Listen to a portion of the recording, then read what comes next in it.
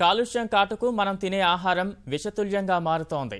అందుకే ఇటీవల కాలంలో కొందరు ఇంటి వంటకు పెద్దపీట వేస్తున్నారు. పెరట్లో డాబాపై కూరగాయలు పండిస్తున్నారు.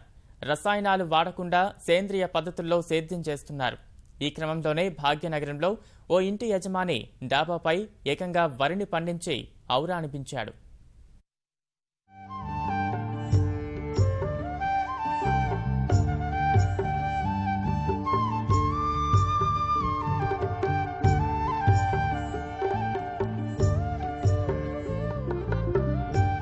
హైదరాబాద్ మల్కాజ్గిరికి చెందిన గణేష్ కుటుంబం డాబాపై ఏకంగా సోనా మసూరి వరిని పండించి అందర్నీ ఆశ్చర్యంలో ముంచెత్తింది. ఇంటిపై కూరగాయలు, పంటలు పండించాలన్న ఆలోచన ముందు నుంచే ఉందని యజమాని వివరించారు. దీనికి సంబంధించి భవన నిర్మాణ సమయంలోనే ఎన్నో జాగ్రత్తలు తీసుకున్నామని గణేష్ వెల్లడించారు. స్వయంగా ఇంజనీర్ కావడం వల్ల మట్టి బరువు ఆపేలా చర్యలు చేపట్టామని తెలిపారు.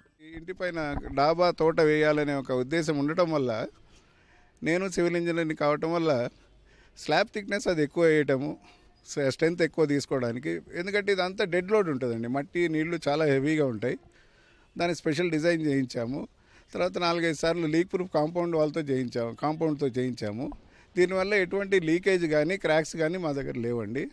స్పెషల్ కేర్ తీసుకున్నాము. ప్రజలకు కూడా మేము చెప్పేది అదే, తొందరపడి ఎవరు కూడా ఈ మట్టి వేసి ఇటువంటి ప్రయోగాలు చేయకండి. అటువంటిది ఏమైనా చేయాలంటే మీరు మాత్రం ఒక స్ట్రక్చరల్ ఇంజనీర్ని కనుక్కొని, లేకపోతే నా దగ్గరికి వచ్చినా నేను అడ్వైస్ ఇస్తానండి. పంట చేతికి వచ్చే సమయంలో కొంత ఇబ్బంది పడాల్సి వచ్చిందన్న గణేష్, పక్షుల బెడదను నివారించేందుకు సెక్యూరిటీ గార్డును నియమించాల్సి వచ్చిందన్నారు. 4 నెలల పాటు వరిని కంటికి రెప్పలా కాపాడామన్న ఇంటి యజమాని పంటను కుటుంబ సభ్యులు, స్నేహితులతో కలిసి కోశారు. దేశంలోనే ఇలా వరిని సాగు చేసిన ఘనత తమకే దక్కిందన్న గణేష్, దీన్ని తెలుగు బుక్ ఆఫ్ రికార్డ్స్ వాళ్లు నమోదు చేయడం ఆనందంగా ఉందన్నారు. జూలై 17వ తారీఖు మొదలుపెట్టాము. ఇప్పటికి కరెక్ట్గా 120 రోజులైందండి. ఈ 120 రోజులు ప్రతిరోజు ఒక పరీక్షలాగా ఉంది మాకు. తర్వాత ఎటువంటి మందులు వాడకుండా ఆవు పేడ, ఆ తర్వాత వేపపిండి అటువంటివి వాడామండి. మేము అనుకున్న దానికంటే కూడా ఎక్కువ వడ్లు వచ్చినాయి. చాలా సంతోషంగా ఉందండి. అంటే మేము, మా చుట్టాలు, మా బంధువులు అందరూ సోనా మసూరి తింటాం కాబట్టి దీంతో ఒక చిన్న ఫంక్షన్ పెట్టి మేమందరం మళ్ళీ ఇంకొకసారి ఎంజాయ్ చేస్తామండి. అది మా ఉద్దేశం.